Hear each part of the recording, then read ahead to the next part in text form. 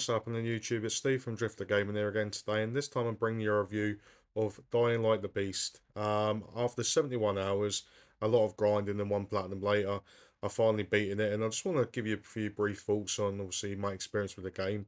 There was a lot of hype around it prior to launch to see if Techland could get the game back to what basically the heights of Dying Light 1. There was a lot of criticism of Dying Light 2. People didn't like the parkour elements.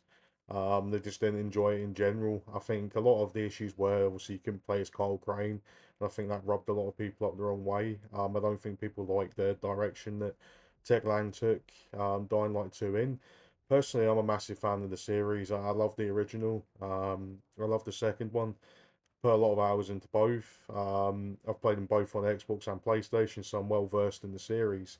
And I love zombies in general. The Walking Dead, obviously World War Z, Train to Busan, Last of Us. Maybe not so much the TV series, but I love the games. So obviously it won't come as a surprise to say I love this. But I want to give you a few honest opinions anyway. Obviously about my experiences. So to start with, I want to talk about the story. Now the story begins with obviously Cole Crane being in the medical facility. He's being experimented on. Obviously, we managed to break out, and that's basically where our story begins. On a revenge mission, um, to basically get to kill the guy that's obviously been experimenting on you. I don't want to say too much more because obviously there's quite a lot of spoilers, and I wouldn't want to ruin it for people that haven't obviously played it yet. The story will take you roughly around 10 to 15 hours to beat it. You can obviously do it quicker than that if you was to put it on easy. Personally, I would say obviously don't do that. Actually experience the game, especially as you'll see on screen now. Obviously, the nighttime elements are brilliant. If you put it on easy, you completely kill that for yourself. But yeah, getting back to obviously the story, the side content will probably take you another 10 to 15 hours. Personally, it took me up to 71 hours purely on the basis that I wanted to go for the platinum. Now, there's a trophy in here for anyone that does hunt for platinums called the Craftsman. You'll see what I'm doing on screen now as I'm going through various different shops to basically loot them to get these little books to basically upgrade your gear with. I would highly recommend you start doing this from the beginning. Hunt down blueprints. You'll need to get them through Dark Zones, which I'm in currently. Do not leave this till the end of the game because if you do, you will shoot yourself massively in the foot. It's one that get done pretty much work your way through. There's a couple of other grinding trophies in it as well. Again, I'm not going to spoil it for people, but definitely do this from the start. Do not leave any of these till the end because you will cost yourself at least another 15 to 20 hours. But yeah, that's basically where a lot of my time was taken up with grinding the platinum. If I was purely just going for the side content and the story, I probably would have been done within about 30 hours. But obviously, I got a lot more time out of it. Plus, as I say, I'm a massive fan of The Walking Dead, and we've never really had a game like that, apart from maybe Days Gone. We've never really had a game that sort of gives you that exploration within a zombie infested world, whereas Dying Light does. And it does it very well in this one. So that's where I took a lot of my time from. Obviously, with regards to the gameplay, simply put, it's basically parkour zombie killing fun. That's the best way that I can put it. If you like Dying Light 1, you're gonna love this basically. As you'll see on screen, the nighttime is absolutely fantastic. It's my only criticism of Dying Light 2 was the nighttime never felt scary. Nighttime felt like pretty much you're invincible. You were never really going to get caught. There was a lot of places you could go to, safe zones and that. This one, on the other hand, is a lot different. You've basically got a place called Castle Woods, which is where the game's set. Now, there's a lot of towns, but there's also a lot of forest area and woodland. If you get caught out in the woodland, you've got nowhere to go.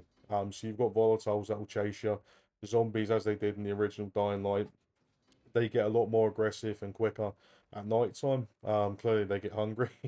But yeah, like it's one of them. You have to be very careful, basically, where you plan your routes, what you're doing, because if you go out at night time, you're gonna get messed up, really messed up.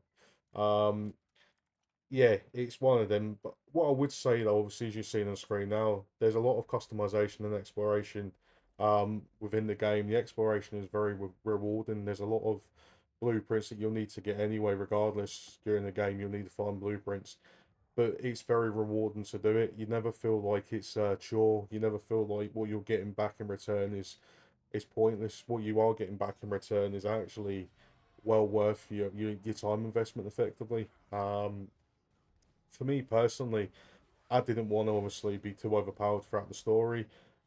Stupidly, once I'd managed, because basically when I went for the platinum, I leveled up everything after I'd got the Craftsman trophy. So then when I was basically when I get the platinum trophy, it was just going to be popping once I beat the story.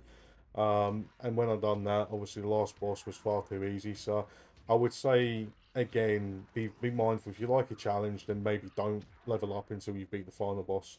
Or go back through and do another playthrough because that really did become very easy. I'd seen a lot of reviews that have said the last boss took them about 5 to 6 tries to do. There's a lot of stages to it. It's very difficult. I'd done it first time and it really wasn't difficult at all when I was playing on hard. So it's one of them. It's definitely one to keep in mind. But like I say, the gameplay in general, it's definitely worth your time. It's for a lot of games that come out now that are maybe not as fun. This was definitely in the fun bracket. Just stupid fun. Coming home from a bad day at work or a bad day in general, you can literally just pop on your PlayStation, your Xbox, or your PC, jump on this, and it just really does put a smile on your face. Um, but yeah, as I touched on earlier, obviously the game's set in Castle Woods. There's a lot of town to it. It's an old, basically set in an old European sort of style, villagey town type of thing. But yeah, there's a lot of woodland in it.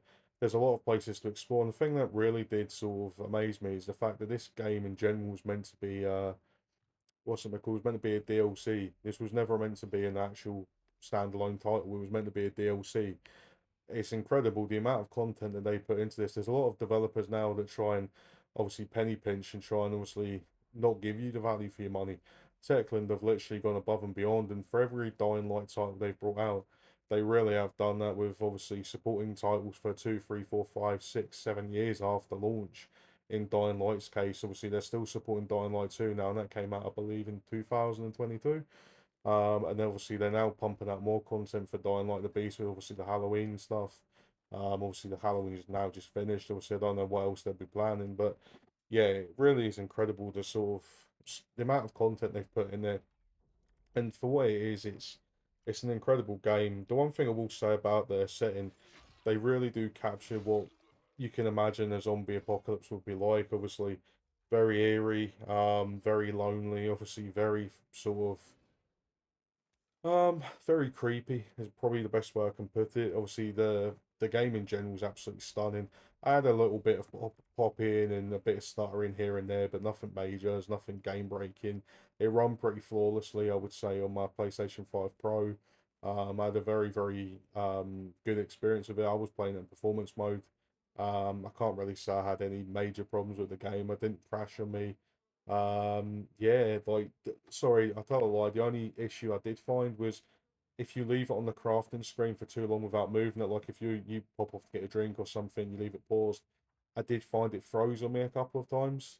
So I had to reset the game. I didn't lose any progress, but I did have to reset it. So that's just one thing to keep in mind. Don't leave it on there until they can bring out a fix for it. But yeah, like I say, for the amount of issues we've had this year, definitely this has been one of the shining lights, I would say.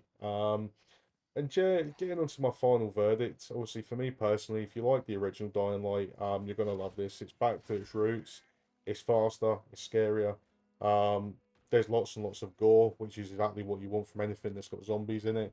The world's incredible to explore. There's so much to see, so much to do. There's so much side content you can do. Um, even going to little things like little races, you get 5 races as part of a side quest. Very difficult to do, especially the qualifier. You'll see that yourself if you play it. Um, but little things like that, it just adds value to the game and it adds a lot of depth to it. A game, like I say, that realistically you could have done 15 to 20 hours. I had done in 70 because I had that much fun exploring it. And it's not a case of there's nothing else to play. I'm just off the back of beating Ghost of Yotei. I'm now in the Outer Worlds 2. I've platinumed a few other games. Yeah, like generally been a great couple of months for video games. I will admit, I'm really having a great time this year. Obviously, there's a lot more on the way. Metroid's still to come. Um, yeah, it's been really good, and I would say definitely do not sleep on this game. Obviously, Black Friday's coming up soon. If you can get a sale on it, if you're one that doesn't like to spend 50, 60 quid or 50, 60 dollars, whatever it is, then fine. Wait for the sale, but definitely pick this up because it's definitely Um, been one of the games of the year, I would say, and obviously try and avoid saying definitely as many times as I do.